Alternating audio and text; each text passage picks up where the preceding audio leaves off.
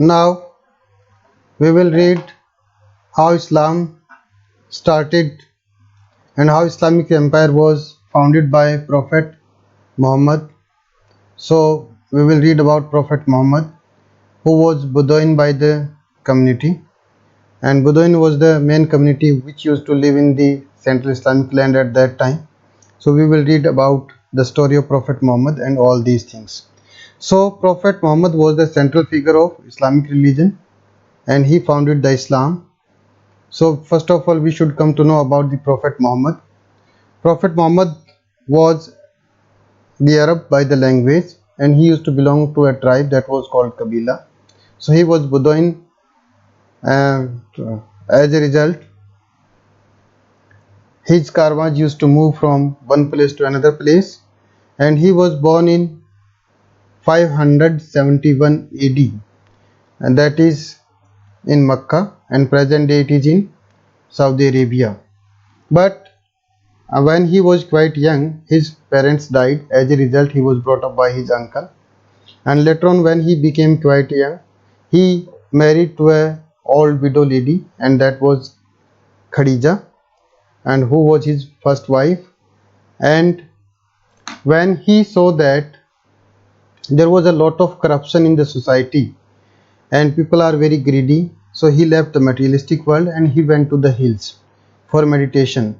And there it is believed in the Muslim community that he got the revelation that he has been asked by God to be the messenger of God and he should preach a new religion, that was Islam. So he got the revelation while doing meditation in the hills, and he came back again to the Makkah and he proclaimed himself to the Rasul of God or messenger of the God. So this is the short life sketch of Prophet Muhammad, and he founded a new religion that was called Islam. So he was from Arabia, he used to speak Arabian language, and he was from a Kabila, that was a tribe, and he was Bedouin. His life was like the Bedouins. He used to move from one place to another place along with his herds. He was a chief, and the chief used to be chosen from a Kabila on their personal merit, on their personal courage, wisdom and generosity. Since Prophet Muhammad was having all these qualities, as a result he was also chosen as the chief of the Quraysh tribe from which he used to belong. And many Arab tribes were nomadic, means they used to move from one place to another place along with their flocks and herds, and they used to move in the search of the pasture land so that they can rear up their animals. Some used to settle in the cities and they also were engaged in the trading activities. And Prophet Muhammad's own tribe, that was the Quraysh tribe, was such tribe which used to remain in the city, which had been settled in the city, and the people of that tribe were engaged in the trading activities, including Prophet Muhammad also. Prophet Muhammad belonged to the tribe known as the Quraysh that I told you. Now how the Islam rose in Arabia. As I told you, Prophet Muhammad was born in Mecca in 571 AD, that is presently in Saudi Arabia. The Prophet Muhammad was an Arab by language. He used to speak Arabic language and he was from the Arabic culture, and he was a merchant by the profession. As I told you that some tribal people started settling in the cities and they started doing the trade. So Prophet Muhammad also started that kind of profession. So he was also a merchant in later life as by his profession. Muhammad's own tribe, that was the Quraysh tribe, it used to live in Makkah and they used to control the main shrine over there. So there used to be a cube-like structure in Makkah where the idols of many gods and goddesses used to be placed, and these gods and goddesses used to belong to different tribes, and these tribal people used to visit that central shrine to pay their worship to the gods and goddesses. And as a result, Kaaba, where central shrine was located, it was considered very holy shrine, and each tribe used to visit there annually to make a pilgrimage, and these pilgrimages were called Hajj, which is still a practice in the Muslim world. Now you can see that this is the image of Kaaba at present, and here are people who are coming for the Hajj. So this cube-like structure is called Kaaba.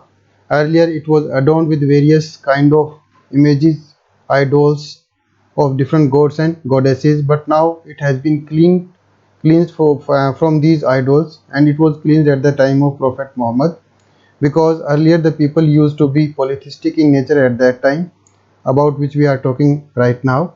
But later on, when Prophet Muhammad preached the religion of Islam, he prohibited the idol worship. As a result, these idols were cleansed later on, and now the Kaaba is not having any idol.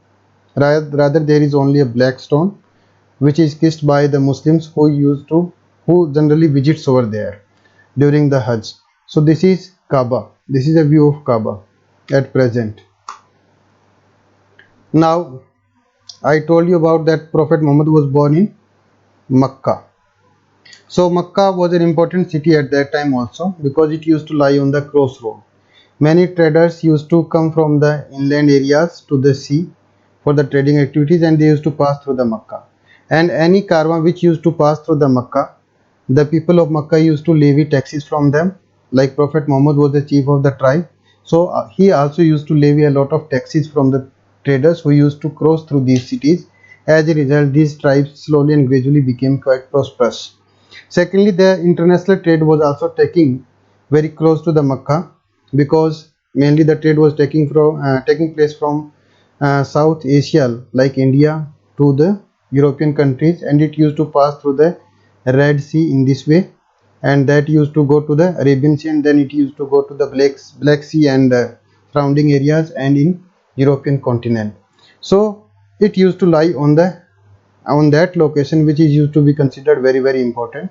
As a result, the people who used to control this region, they became quite prosperous, and they were having a strong political base, and Prophet Muhammad got this kind of advantage from the Makkah.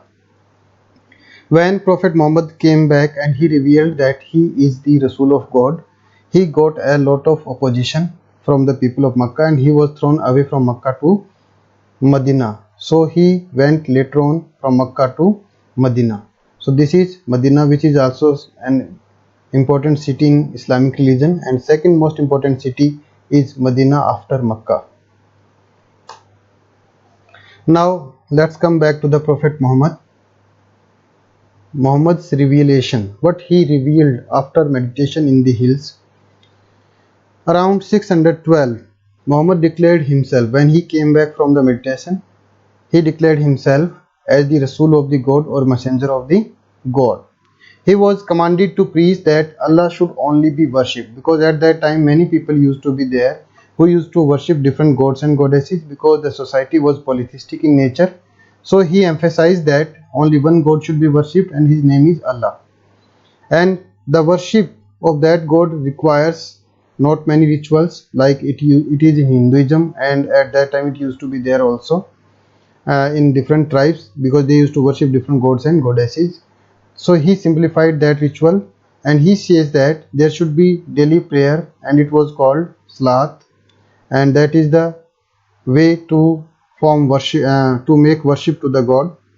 And moral principles should also be followed by the follower of the new religion that was proclaimed by Prophet Muhammad, and they should remain abstaining from the theft. So these things were uh, criticized in Islam.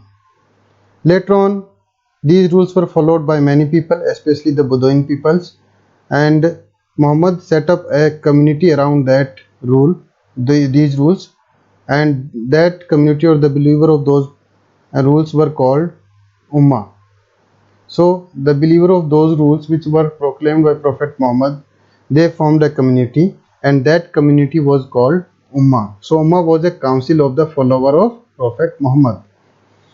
They were promised salvation at the day of judgment, that they will be given salvation by the God at that day of judgment, means on the day of judgment, then that is Qayamat का दिन, उस दिन उनको सभी को भगवान का आशीर्वाद प्राप्त होगा, and they will be given a share of resources from the earth, and they will be resurrected to their human life. So that was the promise which was made by Prophet Muhammad, and many people started believing in the rules of Prophet Muhammad, because there were many people who were Bedouins, and especially the people in the eastern side of Arabia, that is including the Iran and Iraq region, and these people were called Mawalis, and they were very disappointed by their social position because they were discriminated by the Arabian people who used to consider themselves superior.